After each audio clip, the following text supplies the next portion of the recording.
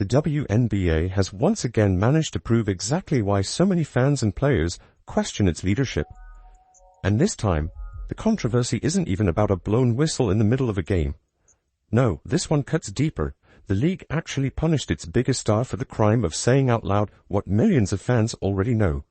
Y'all really didn't expect we got Sophie Cunningham exposing the whole league agenda. Exposing them.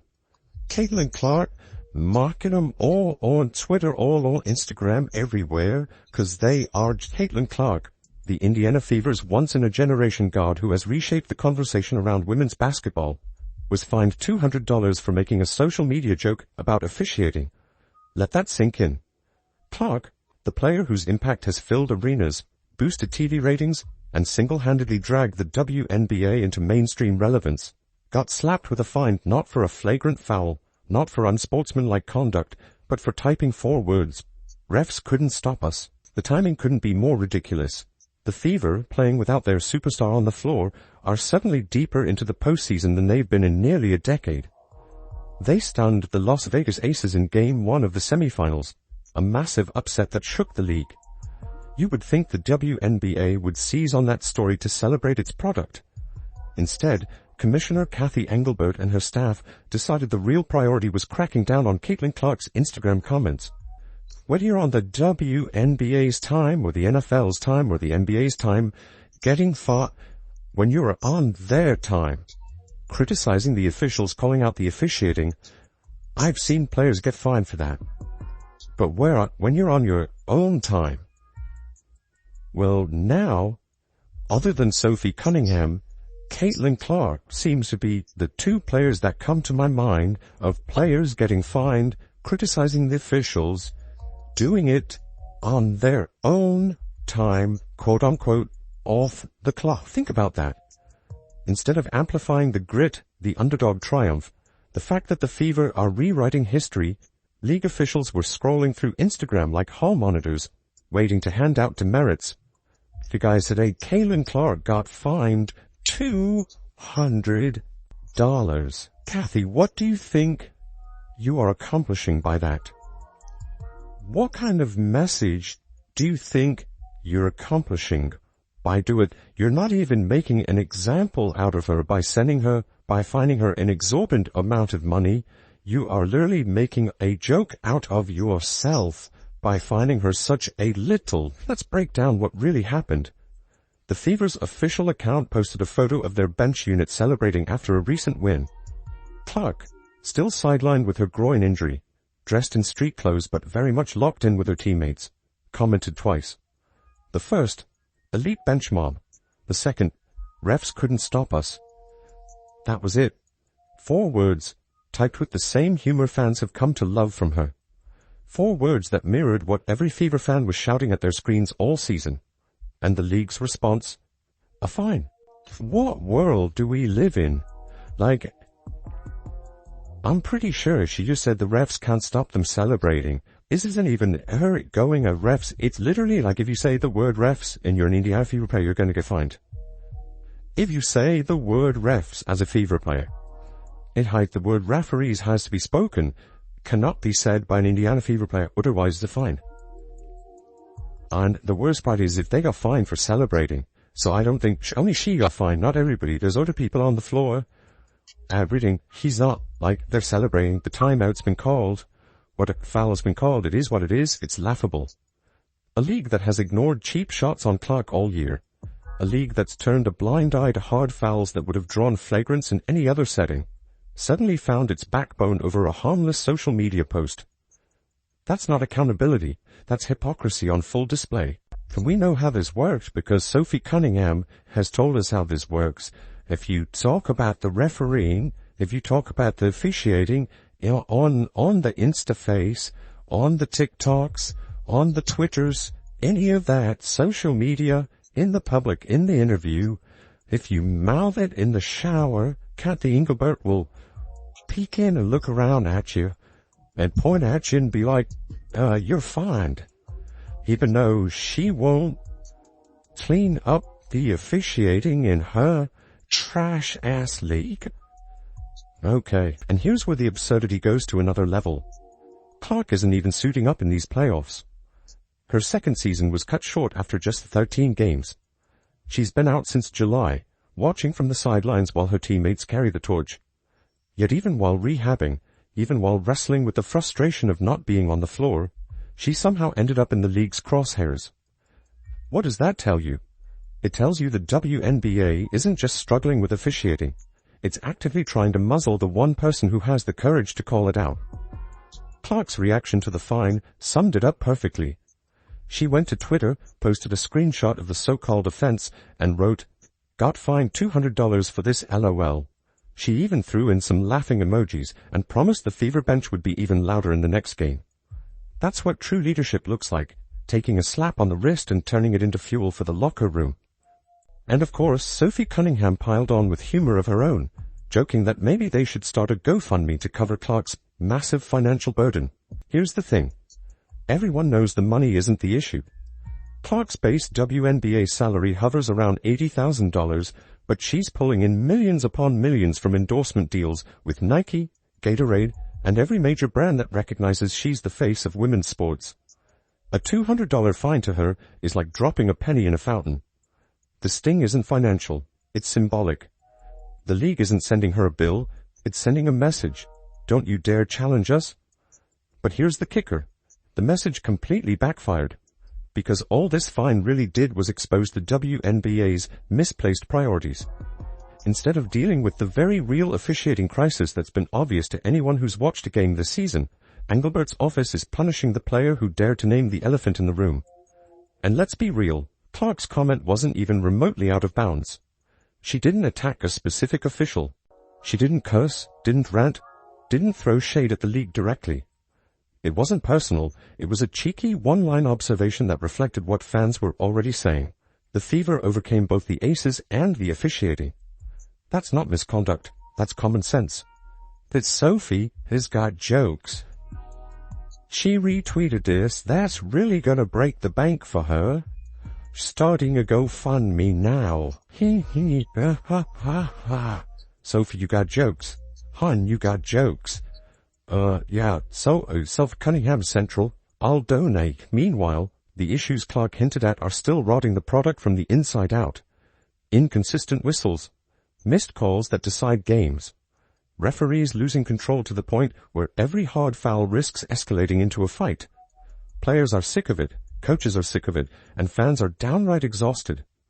We've seen entire games derailed by officiating disasters. The infamous Fever versus Sun showdown that spiraled into 5 technicals and multiple ejections being just one example. And yet the league would rather police Instagram than fix the actual problem. To make matters worse, the optics are humiliating. While Clark was being punished for speaking a simple truth, the Aces were busy celebrating A'ja Wilson's 4th MVP award. Imagine that contrast. On one side, the league's most decorated veteran, showered with praise. On the other, the league's most popular player, fined for speaking her mind. That's not balance. That's a rigged narrative. This isn't just about Caitlin Clark. It's about what kind of league the WNBA wants to be. Does it want to be a legitimate, respected professional sports league that embraces criticism and grows stronger from it? Or does it want to be a fragile PR machine that silences its stars while ignoring its flaws? Right now, Engelbert's office is making the wrong choice. Because here's the reality. Caitlin Clark didn't hurt the WNBA by posting those 4 words. She exposed the truth. She gave fans a voice. And by punishing her, the league has done nothing but prove her right. The WNBA's response to criticism has become a predictable cycle. Punish the whistleblowers, protect the system, and hope the controversy dies down. Instead of confronting glaring issues in officiating, they find anyone who dares to speak up. Golden State assistant coach Natalie Nakas learned that lesson when she was fined for pointing out obvious bias. Indiana's own Stephanie White has been calling out inconsistent, disrespectful refereeing all season long. Even Las Vegas coach Becky Hammon, yes, the same Hammon whose Aces are often the beneficiaries of favorable whistles, has publicly admitted the quality of officiating across the league is embarrassing. To physicality's out of control, that's for sure. I mean, you can bump and grab a wide receiver in the NFL for those first 5 hours, but you can do it in the W for the whole half court. You put two hands on somebody like that, it should be an automatic foul. They have the freedom of movement. There's some freedom. And now I'm not saying that we're not fouling too. Not saying that. Saying it's out of control. When voices across the spectrum, from rival coaches to insiders, all repeat the same concern, the league should be listening. Instead, the WNBA's answer is always the same. Slap a fine, silence the messenger, and pretend nothing's wrong. And this is what makes the punishment of Caitlin Clark especially insulting. Look at the context. The Indiana Fever are in the middle of a miracle playoff run. Without her, 6 key players sidelined by injury, their superstar stuck on the bench since July, and yet this group still clawed its way to the semifinals for the first time since 2015. They knocked off the higher-seeded Atlanta Dream in a nail-biting 3-game series.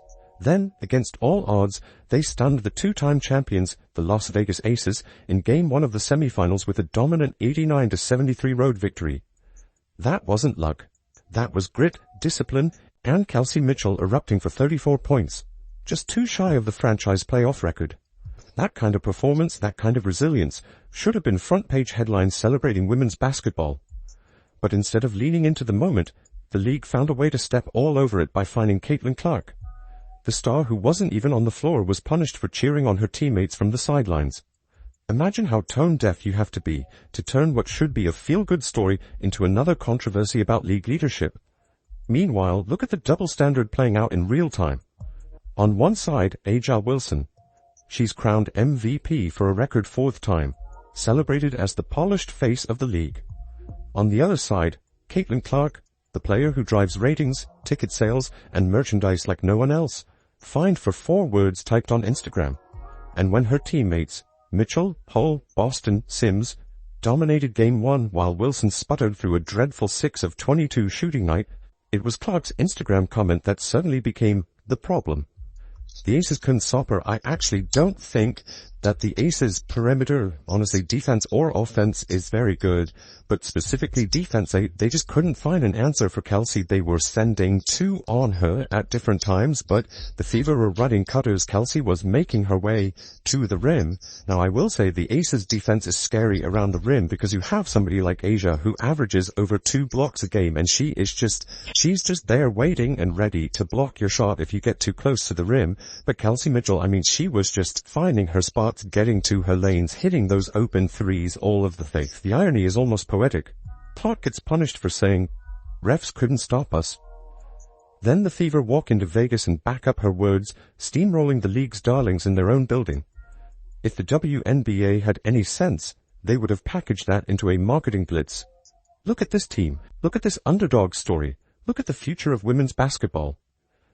Instead, they doubled down on their obsession with silencing criticism. It's as if Engelbert and the league office are allergic to good publicity. This fine isn't just a bad look. It's a masterclass in how not to run a professional league. Rather than championing stars who bring unprecedented attention to the sport, they nitpick, control, and stifle.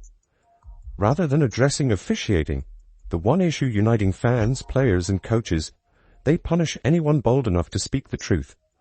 It's the same backwards mentality that has haunted women's sports for decades. Keep the players compliant, maintain authority, and sacrifice growth if it means preserving control. And the most maddening part, it didn't have to be this way. If the league had invested half the effort into fixing officiating as they did into monitoring Caitlin Clark's Instagram, this entire controversy would never exist. Accountability for referees, consistent training, actual transparency. Any of those measures would give players confidence. Instead, they bury their heads in the sand while the players carry the weight. Caitlin Clark's reaction to the fine proves why she's more than just a basketball player. She's a cultural force. She laughed it off, promised her bench would keep bringing the energy, and showed fans exactly why she's adored. She refuses to bow to league bureaucracy. She refuses to let pettiness distract her from supporting her team. And she refuses to let Kathy Engelbert or anyone else muzzle her voice. That's leadership. That's authenticity. That's why her fans rally behind her in ways no WNBA player has ever experienced before. But the tragedy here runs deeper than one $200 fine. The WNBA had a golden chance to build momentum off Clark's impact and the Fever's improbable playoff run. They had the storylines, the characters, the energy, and instead of amplifying it, they sabotaged themselves with pettiness. This isn't just a missed opportunity. It's a window into why women's basketball has struggled to grow under Engelbert's watch. Every time the league gets a chance to lean into progress, it prioritizes control. Every time it should listen to its stars, it silences them. It is madness. It is madness. And I mean this. Like, you might be around like, oh, I hate this team. It's like, why? They're excessively celebrating. They're excessively celebrating. They're not there talking now on other teams. They're not doing the Alyssa Thomas. They're not doing the Phoenix Mercury and shit talking other teams' fans. They're not doing the Phoenix Mercury and shit talking the other teams' players, their coaches, all of this stuff. And then when they lose, they're silent and they dodge everything. Hell no, they're just celebrating. They're just celebrating. They actually find somebody for saying, refs can't stop.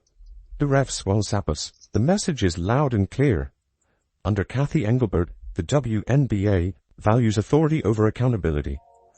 They'd rather issue fines than fix the product. They'd rather control the narrative than embrace the players driving their growth.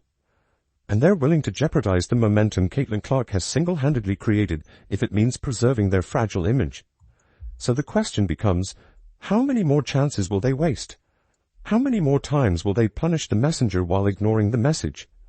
Because if this league wants to thrive, it won't be through silencing Caitlin Clark. It will be through finally listening to her.